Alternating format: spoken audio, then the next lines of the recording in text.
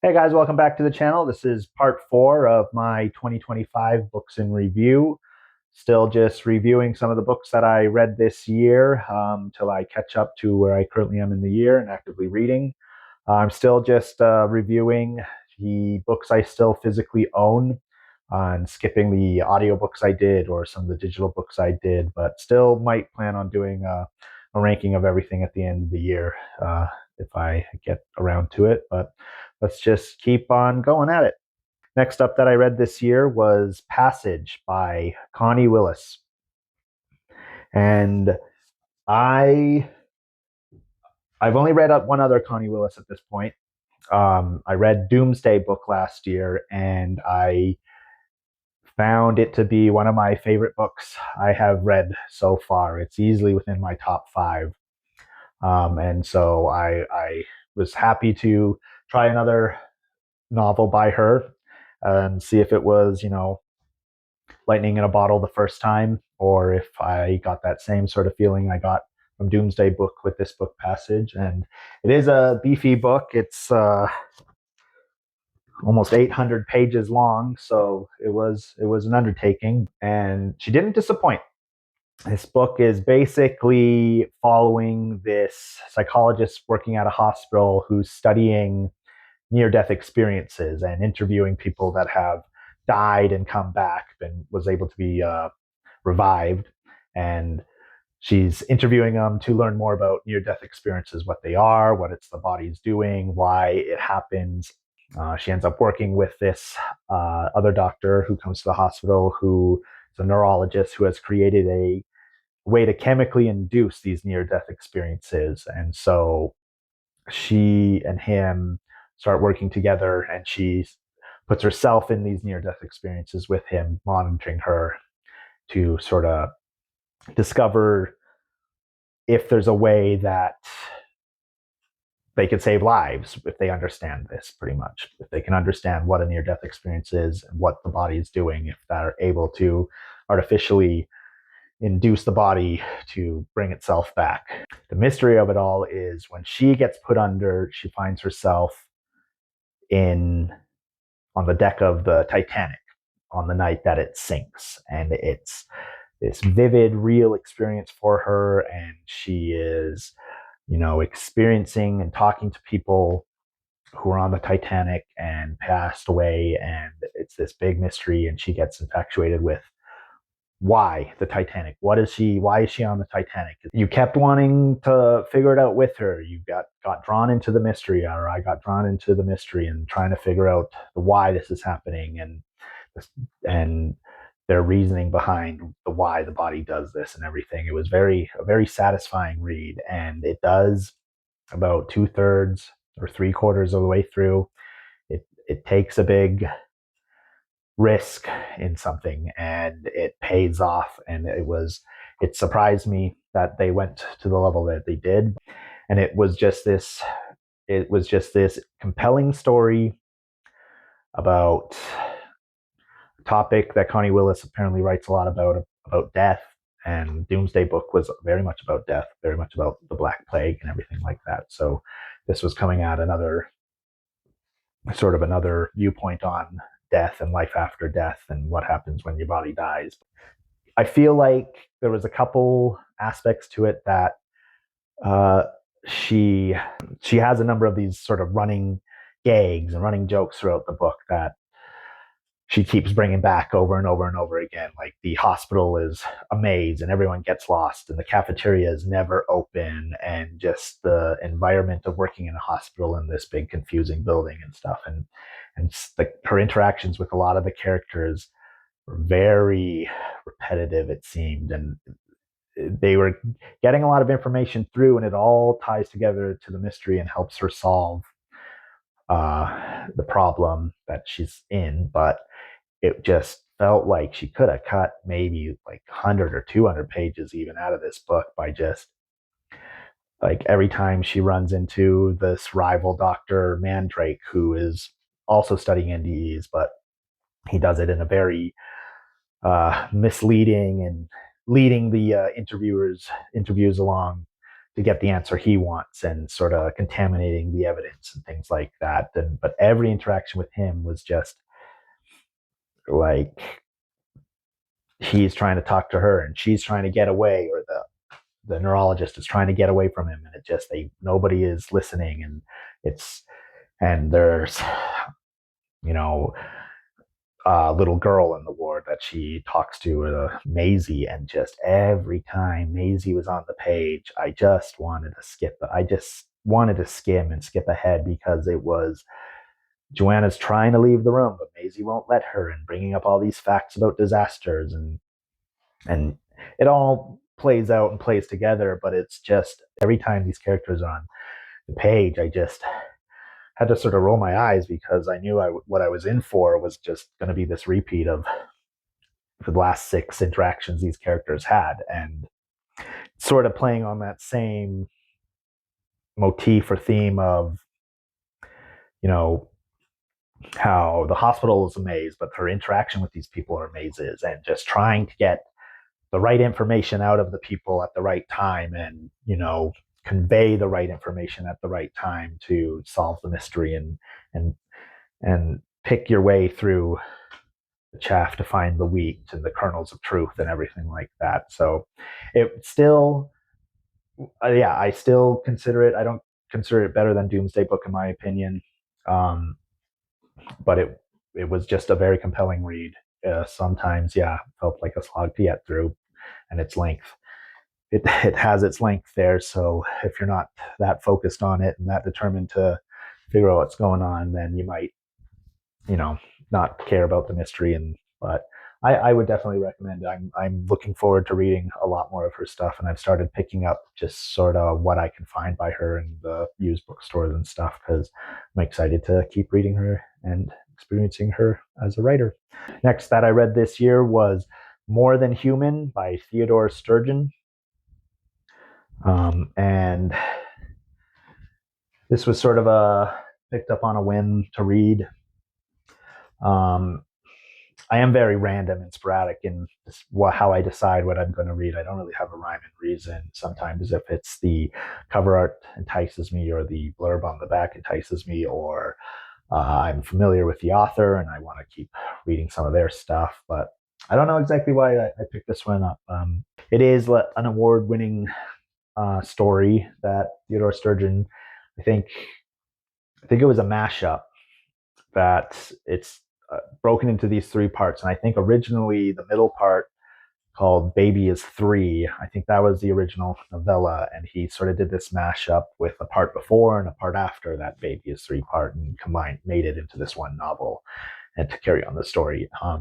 It's about these 6 individuals who, how they come together to form this new sort of stage of human evolution, and form, they call it the Homo Gestalt level of humanity, where these 6 people individually have extraordinary gifts, but it's once they're all together that they've sort of create this next stage, or become a part of this next stage of evolution. The first part of the 3 sections of the book is called The Fabulous Idiot, and it follows sort of this character Lone, who is this homeless boy, or homeless man, I think he's in his 20s in the start of the book, who can't communicate, never learned to speak, can't interact with people or make connections, but using his mind, he's able to make people do whatever he wants. And he meets these the other characters of what ends up being his group. There's a girl who has telekinetic powers, and then there's these twins who they can't talk, can't speak at all, but they can teleport. And it ends up they find this baby of these people that raised Lone on the farm, is this deformed, stunted baby who doesn't ever really age, but he has the brain of a supercomputer and is able to solve any question given to him, but he can only communicate through Jaina, I think is the girl, the telekinetic girl. he can't speak himself, so he can only communicate through her. And it's just the coming together of all these people and sort of their individual stories of how they form together. The second part, Baby is Three, follows this newest member who sort of replaces Lone as the head of the group, because Lone gets injured, or I can't remember what happens to him, but this new guy, he sort of takes over,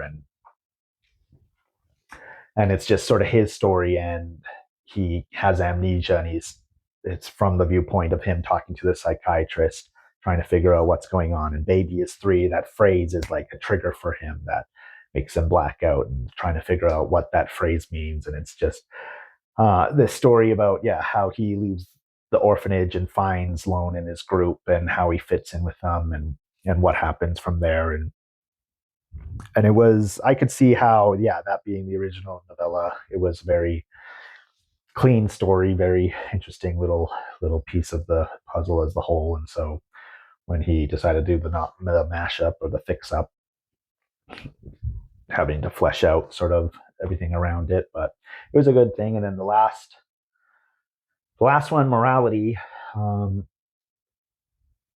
it's following this soldier who has amnesia. It's several years after the second part, and it's Jaina's grown up, and she's helping this soldier recover his memories and how he lost them.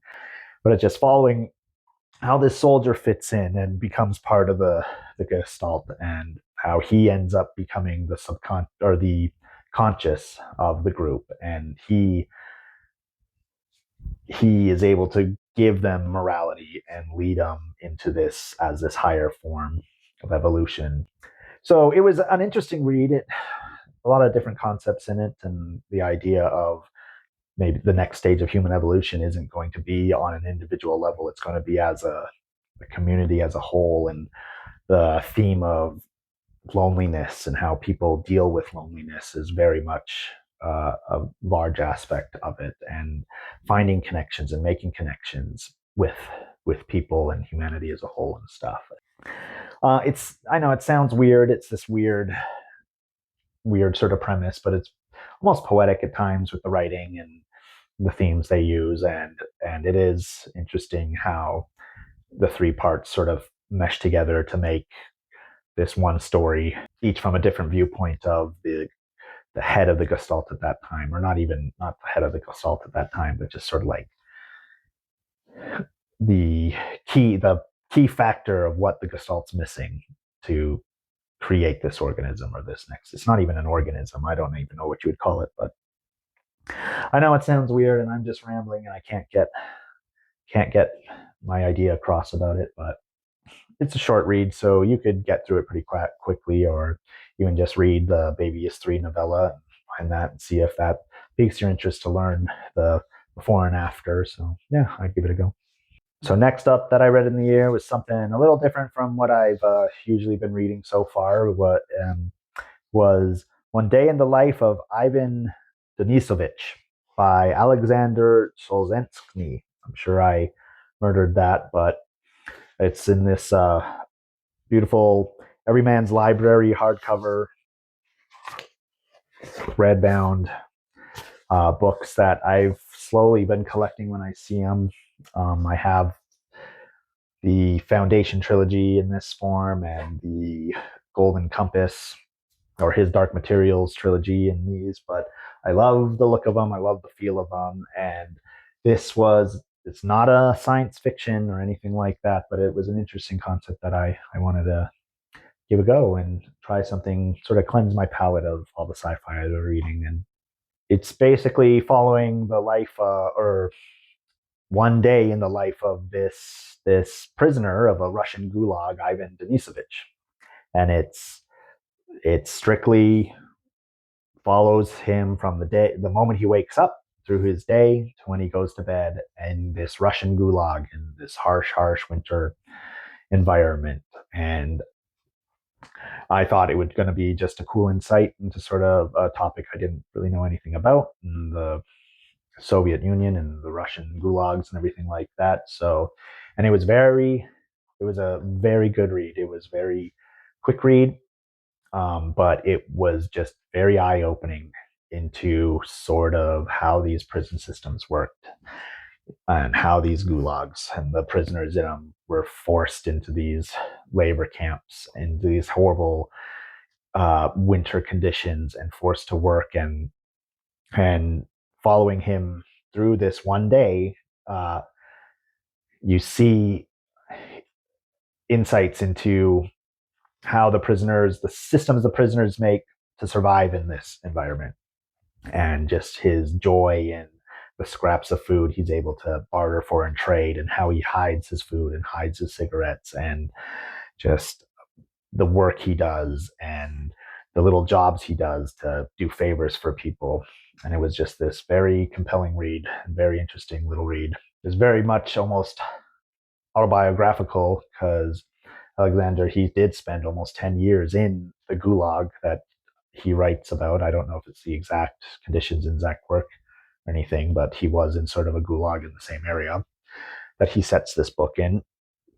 And so it was a very controversial book at the time in the Soviet Union. And he went to this Gulag because he was writing these sort of this anti-Lenin writings and stuff. That's ended up why he was in the prison. So telling about this sort of unbiased, true to form, what it's like in these prisons, got him in a lot of trouble. And but I think he won like a Nobel Peace Prize in writing because of it, and just the giving a glimpse of the world into an area that not a lot of people knew about, something that was very hush-hush and hidden for a long time by the Soviet Union's government. So it was a very, very good read. And yeah, I like diving into these sort of types of books every once in a while, so you might see one pop up now and then. But yeah, this was the first taste of this one for this year. Got one more for this video. Trying to do less books each video to keep the length down. We'll see how that works. But the next book that I read in this year was a classic, one that I've been reading to read again for a long, long time. And it's The Hobbit by J.R.R. Tolkien. I've had this awesome, oh, it's right here. I found this awesome little set, the Lord of the Rings trilogy with The Hobbit in it, these little leather-bound tiny print books. And I just thought it was really beautiful, really cool to have. So I picked it up a long time ago, and I never read them. I have read The Lord of the Rings and The Hobbit and everything in the past. And for whatever reason, I wanted to dive in and read The Lord of the Rings again. And I figured, well, if I'm reading The Lord of the Rings again, I have to reread The Hobbit. I think I only read The Hobbit once before. I read Lord of the Rings a couple times when I was a kid, but I think I only read The Hobbit once, and I think I read it after I had read The Lord of the Rings even. So it was a lot of fun to revisit. Everyone basically knows the premise behind The Hobbit, and The Lord of the Rings, it's become such a cornerstone of pop culture and fantasy and everything like that. And what J.R.R. Tolkien created was just such this masterpiece that inspired so many other things after it. I know it's considered sort of young adult almost, but I didn't get the feeling of that reading it. It was such a blast to read, and it was I got through it a lot quicker than I remember doing it the first time as a kid.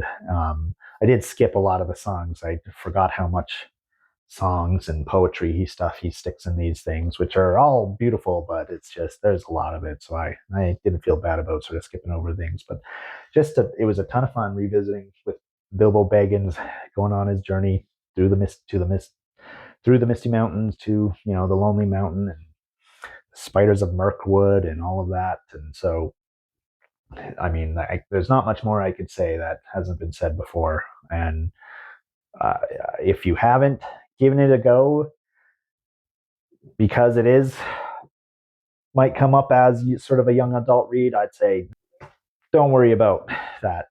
Everybody needs to read these books at least once. I feel for anybody, like they are such a important part of art literature, in my opinion, that uh, you gotta give him a go at once. It might not be your cup of tea, but just for what he was able to accomplish and the depth and detail of everything he put into The Hobbit and The Lord of the Rings, yeah, I can't say enough about it. So it was, yeah, a lot of fun. But that's it for this part. Hopefully, it's more streamlined, a little shorter. But as we keep moving ahead, we'll keep ironing out all the kinks and all the wrinkles and sort of get to a level of production that I'm happy with. But thanks for sticking it with me, and I'll see you next time. Thanks.